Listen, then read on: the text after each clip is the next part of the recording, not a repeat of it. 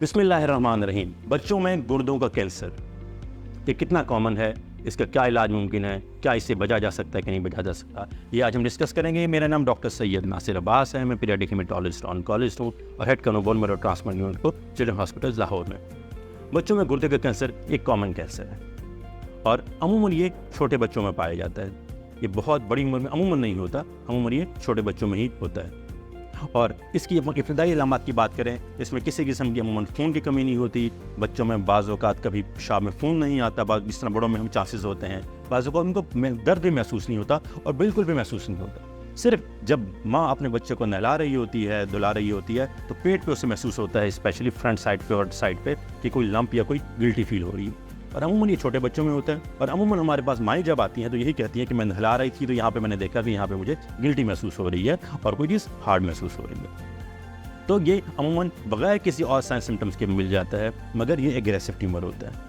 अगर किसी बच्चे को, स्पेशली वो माएँ जो देख रही हैं और छोटे बच्चों को जब वो नहलाती हैं, तो ज़रूर अपने बच्चों को नहलाते वक्त देखें कि कहीं किसी किस्म की कोई गिल्टी वगैरह तो नहीं है। जिस तरह बाकी सारे कैंसर्स हैं, जिनका अगर वक्त पे इलाज हो जाए तो बिल्कुल काबिल इलाज है, तो इसी तरीके से गुर्दों का कैंसर बच्चों के अंदर बहुत ज़्यादा काबिल इलाज है और इसकी बहुत ट्रीटमेंट ऑप्शन अवेलेबल है और बच्चा सारी ज़िंदगी नॉर्मल ज़िंदगी गुजार सकता है। मोर देन 90-95% चांस है कि अगर आपके बच्चे का गुर्दे के कैंसर के साथ इलाज हो जाएगा, वो नॉर्मल ज़िंदगी गुजार सकता है। तो जिस तरह मैंने बताया कि पहली अलामत सिर्फ लंप हो सकता है, मगर उसके साथ बाज़ औक़ात ब्लड प्रेशर बच्चे का हाई हो सकता है, उसके साथ कभी कभी पेशाब में खून आना शामिल हो सकता है, मगर ये वो रेयर अलामात हैं जो बाज़ औक़ात नहीं आती।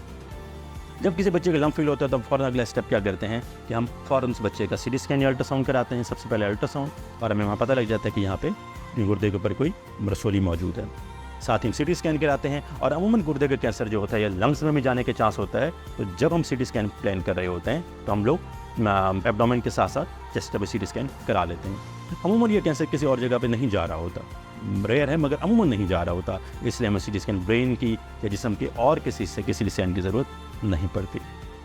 जब हमें कंफर्म हो जाता है कि ये गुर्दे से ही राइज हो रहा है, किसी और जगह से नहीं हो रहा है, न्यूरोब्लास्टोमा नहीं है, कोई और गिल्टी नहीं है, तो उसके साथ ही हम लोग अब बच्चे की ट्रीटमेंट प्लान करने का सोचना शुरू कर दें। ट्रीटमेंट से पहले सबसे अगला मरला डायग्नोसिस को कंफर्म करना है। अच्छा, इसमें दो अप्रोचेज़ मौजूद है। अब हमें गिल्टी मिल गई कि गिल्टी मौजूद है, हम लोगों ने सीटी स्कैन करा के देख लिया, गिल्टी जो इस साइज़ की है, इस जगह पे मौजूद है। अब दो अप्रोचेज़ हैं। एक अप्रोचेज़ ये है कि दुनिया के कुछ ममालिक में और पाकिस्तान में भी इस्तेमाल होती है कि हम इस पूरे के पूरे कैंसर को निकाल दें।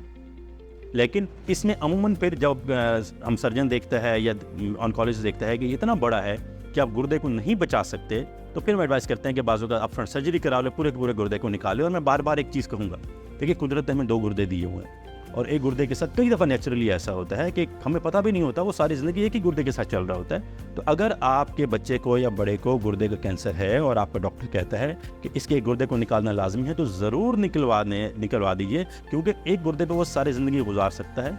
लेकिन अगर उसका कैंसर बच गया तो वो जब पलटेगा तो फिर जान बचाना तकरीबन नामुमकिन हो जाएगा, बहुत मुश्किल हो जाएगी। अगर नामुमकिन नहीं भी होगा तो बहुत एग्रेसिव हो जाएगा। इसलिए एक अप्रोच ये है कि अगर वो बहुत बड़े साइज़ का होगा तो हम कहेंगे गुर्दे से मैं निकाल दो और उसके बाद उसकी बायोप्सी करो और देखो वो किस्म कौन सी थी। दूसरी अप्रोच ये है कि जब हमें मिल जाता है कि गुर्दे का कैंसर मौजूद है, लंप मौजूद है, तो हम छोटी सी नीडल से उसकी बायोप्सी करते हैं। बायोप्सी पे बीमारी हमारी कंफर्म हो जाती है। उसके बाद हम लोग कीमोथेरेपी देना शुरू कर देते हैं। कीमोथेरेपी से वो श्रिंक हो जाता है, छोटा हो जाता है। कीमोथेरेपी जो इंजेक्शन होते हैं, श्रिंक हो जाने के बाद फिर हमें सर्जरी करानी पड़ती है और सर्जरी लाजमी फिर भी करानी पड़ती है। मगर अब ये चांस मौजूद है कि अगर वो इतना श्रिंक हो गया है कि उसने गुर्दे के कुछ हिस्सों को छोड़ दिया है, तो हम पार्शियल सर्जरी कर दें, यानी कि सिर्फ ट्यूमर को निकाल दें, गुर्दे के कुछ हिस्से को निकाल दें, मगर बाकी गुर्दे को रहने दें ताकि नॉर्मल फंक्शन होता रहे। तो इसे हम कहते हैं पार्शियल सर्जरी।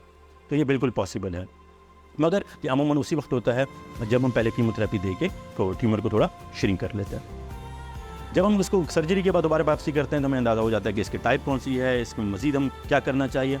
बहुत कम ऐसा होता है, बहुत कम, कि हमें पेट पे शुआएं लगाने की भी ज़रूरत पड़ सकती है। लेकिन अमूमन जब हम कैंसर के इस इलाज को करते हैं और सर्जरी कर लेते हैं तो सर्जरी के बाद हमें थोड़ी सी और कीमोथेरेपी देनी पड़ती है और उसके बाद ये इलाज अमूमन ख़त्म हो जाता है। ये जो मैं आपको बता रहा हूँ कीमोथेरेपी, ये अमूमन स्टेज पे डिपेंड करता है, टाइप पे डिपेंड करता है, मगर विलियम्स ट्यूमर जो सबसे पहला कॉमन है उसके साथ यही होता है। बच्चों में सबसे कॉमन गुर्दों का विलियम्स ट्यूमर ही है। जो आपकी कैंसर के बाकी किस्में हैं गुर्दे की, वो ज़रा एग्रेसिव होती हैं, मगर अमूमन वो बच्चों में नहीं पाई जाती।